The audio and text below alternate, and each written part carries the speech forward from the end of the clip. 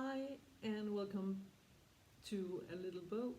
Today we are on our journey on teachings of healing, and we have come to part 5. And in part 5 we're going to talk about unconditional love, the level of healing. And unconditional love is where you have actually done your healing work and you have sat with the most traumatic experiences of your life and your core wounds or your core wound long enough that you actually feel that you are connected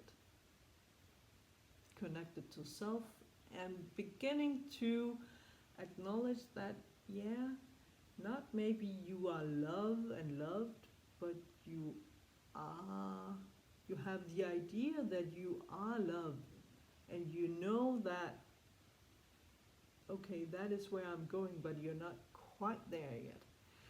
So you're beginning to love unconditionally. First and foremost, yourself for everything that you are and are not, for everything that you do and don't do, didn't accomplish, didn't live up to, wasn't the hero, whatever it is. You're beginning to acknowledge that and still have love for you.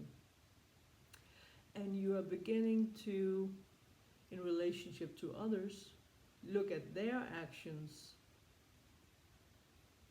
and what they have done to you with an understanding of where they're coming from and why they're doing it, even though it might hurt you, and you're starting to find forgiveness inside of you because you understand where they're coming from. And well, yeah,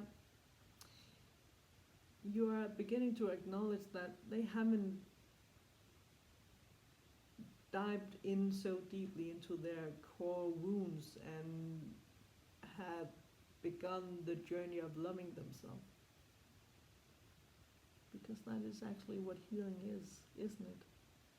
Loving yourself so unconditionally.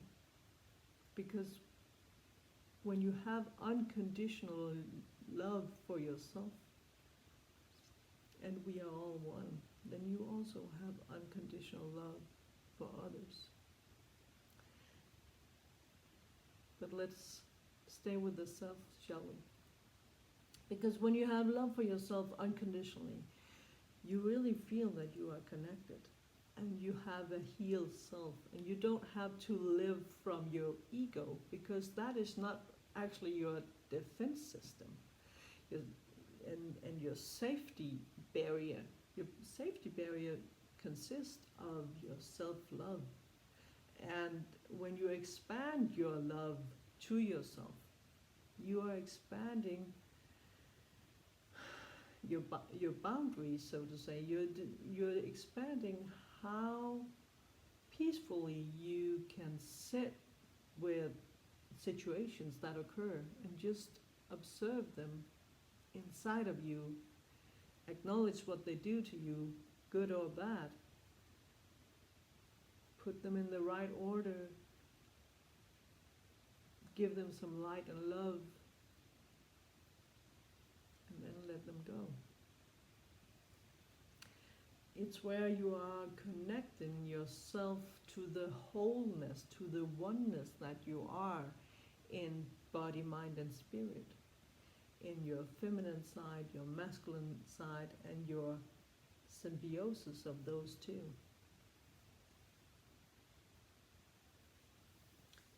And it's where religions, well, I'm most familiar with Christianity, right? So that is my reference point. So bear with me having other religions that I'm not that certain of and skilled in, because that was not my upbringing, even though I fully acknowledge them, because I know the energy behind it. The energy behind it being in Christianity, as I was saying, the Trinity of Father, Son, and Holy Spirit. And looking at it from my perspective, in Christianity, Father, Son, and Holy Spirit is actually the Father, the Son, the child, and the Holy Spirit being the feminine part, the mother.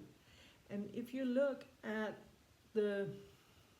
if you go to the Bible, and I know this can really trigger you, so if you're getting too triggered, just pause, skip it, do whatever you need to do. It's quite all right. But Christianity actually, it's like they wrote out the women except from Virgin Mary. All the way back to the Old Testament, right? Because they acknowledge Eve as Adam's wife, coming from his ribs. But actually, if you're taking a bigger look into it, the first wife of Adam was Lilith. And Lilith in astrology is known as the black moon energy, and was married after Adam to Satan and got his demon children. But if you're looking even further into it, Lilith didn't accept not being a equal, balanced partner to Adam, and Adam wouldn't allow her to, so she went away. And from the man's point of view, from Adam's point of view, which have been the energy that the Christian church have actually looked at it from, in my opinion, then of course she must have married the devil, right? Of course she must. Because how could she allow herself to love herself that much that she demanded higher standards from her man? How could she allow that? Shame on her, right? No. And the demon children that she had, well, yeah. Maybe it was just that they were allowed to be free, to be who they really were, and being hurt. And maybe that's also just another part of our energy, our polarity, our two sides of the coin.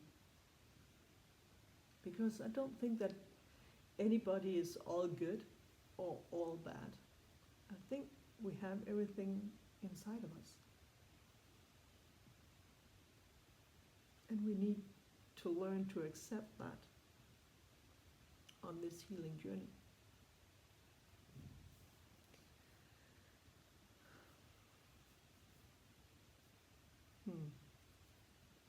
Well, to finish the story of Lilith, she went away, and Adam didn't like that. So he asked God to, can I please have another wife that is submissive to me? I'm using some provocative words here. I am fully aware of that, and it's fully on purpose.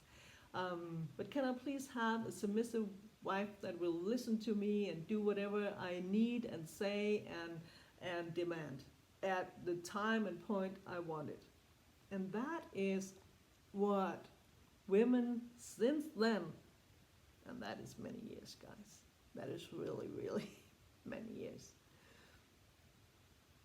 That is what the energy of our life is funded on. Do we really want that? No, we don't. I don't. Because I'm not better or worse than any man. Or any woman for that matter. I'm me. And I have a specific energy print that is uniquely mine, as you have.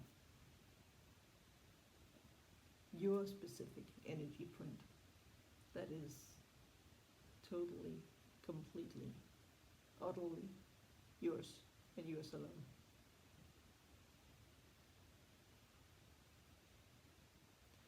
So here in this step of unconditional love, it's getting really important to not just look within, because, well, yeah, we have done the work at this point, and we know how to do it. If something comes up and we feel whatever we feel, and an emotion, a feeling, whatever, we know what to do.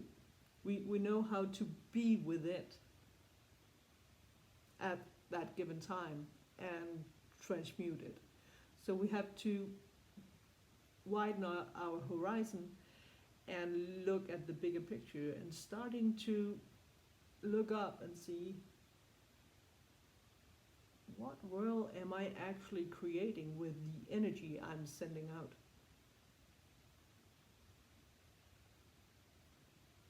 What world am I the master of? Because if you look at the television, for instance, and you see the war in the Middle East, or the hate through here in the West to Russia, well, you create that. You create that despair and fear and terror. But what about the one person that is living in the consequences of the energy that you are sending out, because you are so afraid of war hitting your own home? What about the war inside you? What about the war with your neighbor, or the war with your family, or your loved ones, or your kids? What about that war? If you're attending that war, you don't have to look at the television to get the feeling of how does war really feel. And then we can look at the much bigger picture of why they're doing that, and how they're just allowing their energy to come through to the energy imprint that we need to have in order to heal, and everything is connected. But that is another talk, and a totally another video, and it's not for this one. But don't close the television, okay? Close the news, because you have war enough inside yourself. You have war enough in your daily life. You don't need the news to feel that. Just be with it. And that is actually possible at this level of healing. That is really possible.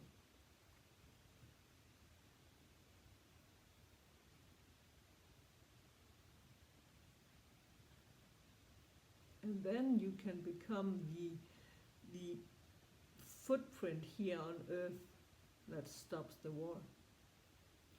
Outside, in other countries, in the Middle East. That's the greatest weapon. And that is what some are scared to use. But love is the greatest weapon. But love, becoming or being the greatest weapon, starts with you.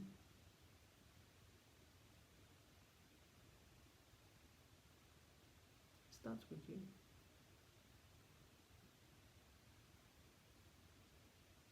So if you don't want war,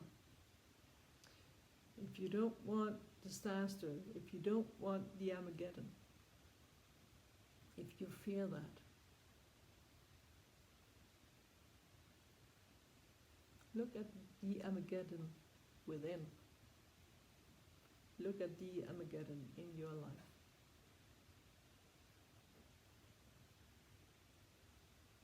Combining your perspective, what it feels like from love, and what your gut feeling is telling you. combining body, mind, and spirit, being a whole universe inside yourself, in your body. That is, ladies and gentlemen, that is unconditional love. And I'm really looking forward to the day where enough of us are vibing that unconditional love out into the world.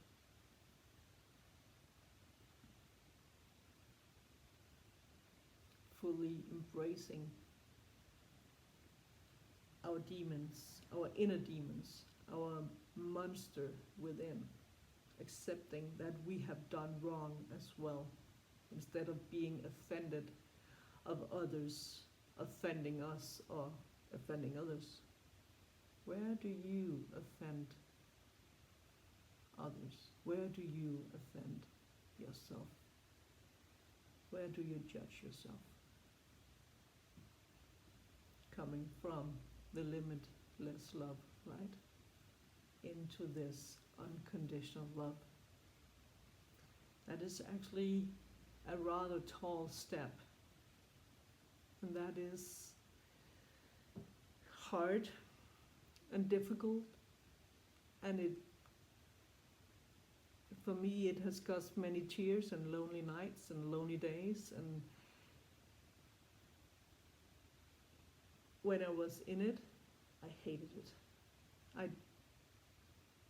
No, I wouldn't say I hated it, but it wasn't fun. It wasn't joyful. But in time, I found peace.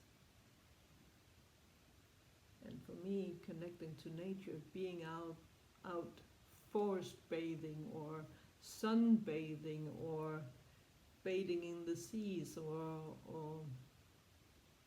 the lakes or whatever it is, connecting, letting myself be pampered, then eventually I came to a place inside me where I deserve so much more than I had ever thought I was deserving of. And you can do that too. I know that. And you are not alone.